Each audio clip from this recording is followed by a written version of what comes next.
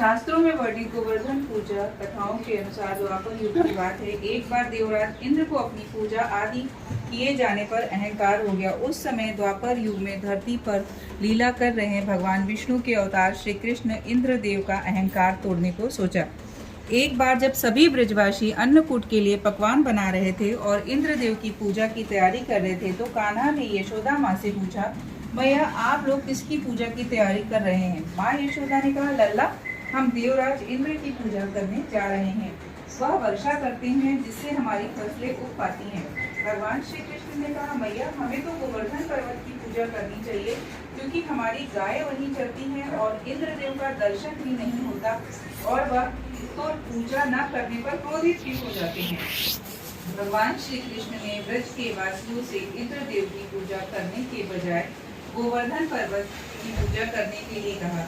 श्री कृष्ण की इस सलाह पर सभी ब्रजवासी इंद्र की पूजा के बजाय गोवर्धन पर्वत की पूजा करने लगे। जब इंद्रदेव को इस बात का पता चला तो उन्होंने इसे अपना अपमान समझा और क्रोधित होकर मूसलाधार बारिश शुरू कर दी। इस बारिश ने सभी ब्रजवासी भयभीत हो गए और उन्होंने भगवान कृष्ण को दोषी ठहराना शुरू कर दिया और बचाने के लिए उन्हें ही कुछ उपाय बताने के लिए कहने लगे।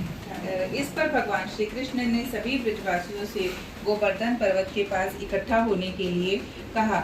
जब सब ब्रजवासी गोवर्धन पर्वत के पास इकट्ठा हो गए तो श्री कृष्ण ने अपनी मुरली को कमर में बांधकर अपनी छोटी उंगली पर गोवर्धन पर्वत को उठा लिया और सभी ब्रजवासी गोवर्धन पर्वत के नीचे शरण में आ गए। इस पर इंद्र का क्रोध और बढ़ गया और उन्होंने बारिश को और तेज कर दी। इस स्थिति को नियंत्रित करने के लिए भगवान श्री कृष्ण ने सुदर्शन चक्र को आदेश दिया कि वह पर्वत के ऊपर रहकर बारिश की गति को नियंत्रित करे। इस प्रकार भगवान कृष्ण ने ब्रजवासियों की रक्षा की।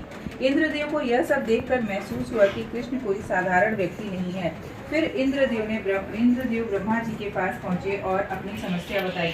तब ब्रह्मा जी ने इंद्रदेव को समझाया कि भगवान श्री कृष्ण स्वयं भगवान विष्णु का अवतार है। इस पर इंद्रदेव का घमंड टूट गया और उन्होंने भगवान कृष्ण से क्षमा मांगकर उनकी पूजा करने का निर्णय लिया। इसके बाद से ब्रज समस्त संसार में इस दिन गोवर्धन पूजा के लिए प्रसिद्ध हो गया और कान्हा को अन्नकूट का भोग लगाया जाने लगा।